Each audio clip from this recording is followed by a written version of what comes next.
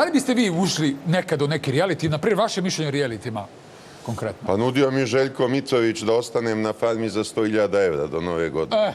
Da. Pa zato I mi nama naravno plata nisam. nema.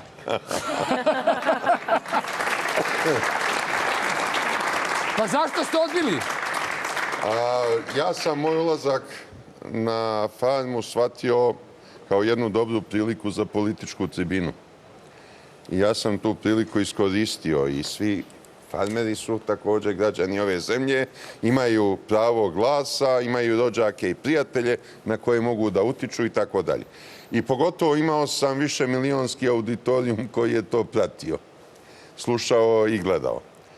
A ne bih nikada, verovatno, bar ne u sadašnjoj poziciji, prihvatio da idem jer ja nemam vremena za to. Ja sam 12 godina bio na jednoj farmi u Scheveningenu.